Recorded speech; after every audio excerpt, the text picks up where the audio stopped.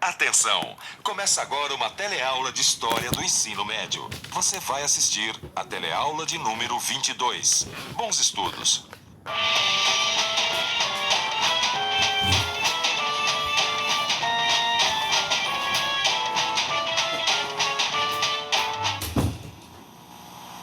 Até a nossa última teleaula, você acompanhou a viagem dos europeus até a América. Vamos examinar o processo de ocupação das terras americanas pelos europeus. Como conviver com os povos nativos. Como explorar as riquezas das novas terras.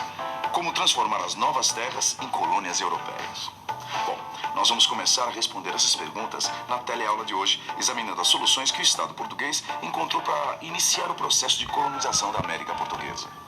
Resumindo, a partir de hoje, nós vamos acompanhar os desafios que os europeus enfrentaram e que fazem parte da nossa história. Então, vamos lá?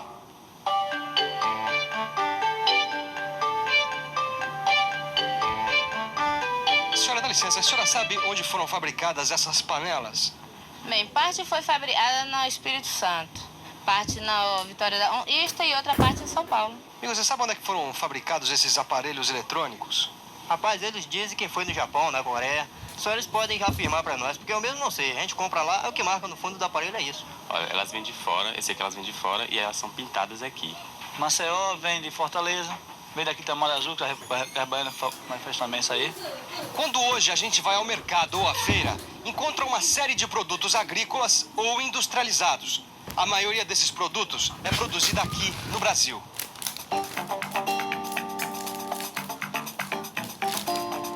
Atualmente, o Brasil é um país de produção bastante diversificada, que possui um conjunto de atividades econômicas capazes de atender às necessidades fundamentais da sua população, apesar dos contrastes de renda e consumo. Na época colonial, a história era bem diferente. Em geral, o que se produzia era um número reduzido de gêneros de produtos para o mercado externo. Mas por que isso ocorria? Bom, para responder essa pergunta, a gente tem que fazer uma viagem no tempo e no espaço. Passagem do século XV para o século XVI. A Europa está passando por grandes transformações. O Estado está se fortalecendo, o comércio está avançando e a expansão por mares nunca antes navegados é a melhor prova de que as coisas estão mudando. Depois da chegada às novas terras, é hora de integrar a América ao mundo comercial europeu. A Europa vive a era do comércio e dos metais preciosos. Os espanhóis descobrem minas de ouro e prata muito ricas na América. Isso dá um novo impulso à economia. Bancos são criados, surgem novas companhias de comércio e de navegação. Os comerciantes se tornam cada vez mais importantes para a economia dos estados europeus que estão surgindo. Para os reis, dois cuidados são necessários: garantir a segurança das suas fronteiras e fortalecer o tesouro real. E para conseguir isso, os reis partiram de algumas ideias.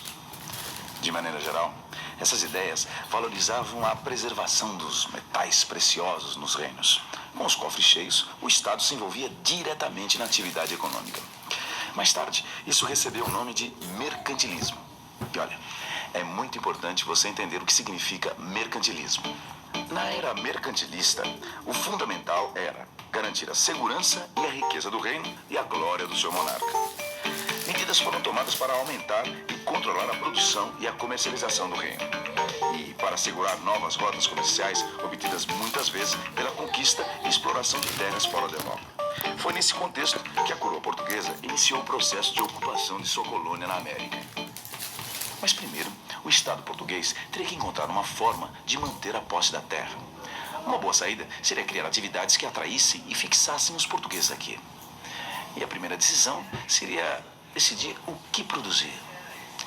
Mas isso, a colônia portuguesa já sabia. O melhor negócio era plantar cana-de-açúcar.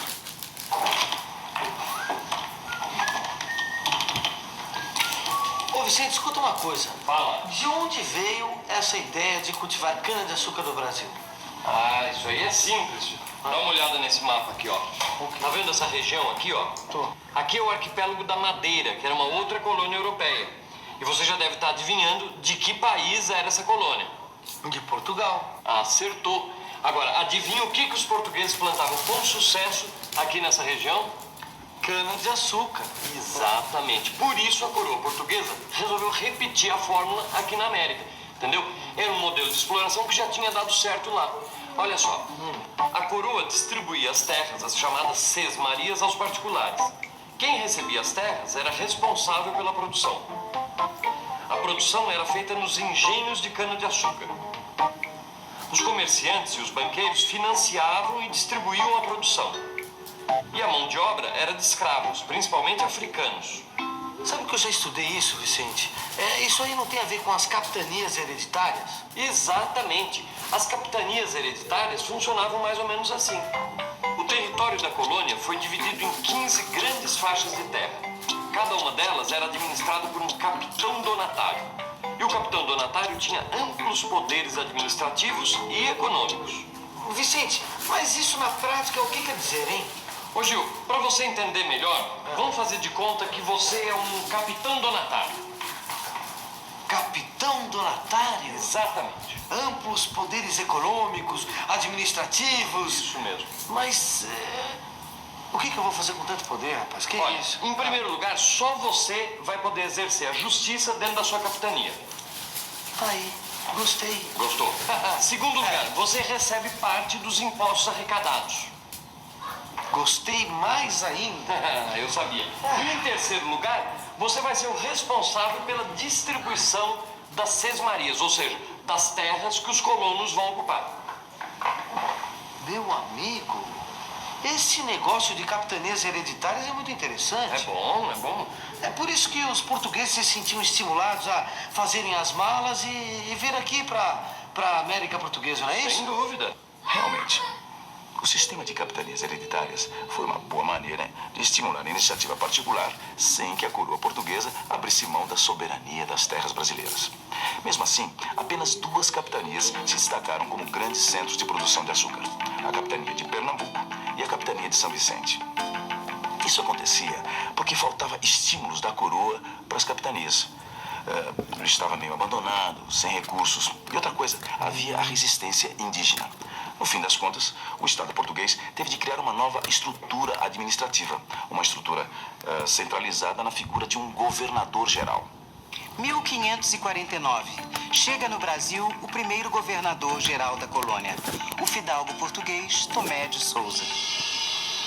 Junto com ele, vêm também os padres jesuítas.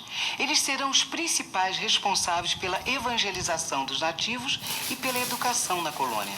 Mas, aos poucos, os donatários vão perdendo seu poder. No mesmo ano de 1549, Tomé de Souza funda a cidade de Salvador. Salvador é o primeiro centro político e administrativo da colônia. Na época de Tomé de Souza, começaram a se formar os primeiros núcleos urbanos. Por isso, era necessário organizar o poder local.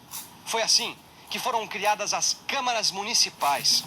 Elas eram responsáveis pela administração local, obras públicas, regulamentação do comércio e ofícios e abastecimento. Logo, logo, essas câmaras se transformaram na base da administração da colônia. As câmaras eram formadas por pessoas eleitas por uma assembleia de proprietários de terra. Não demorou muito tempo para que esses proprietários de terra entrassem em conflito com os comerciantes portugueses que eram responsáveis pelos preços dos produtos de exportação.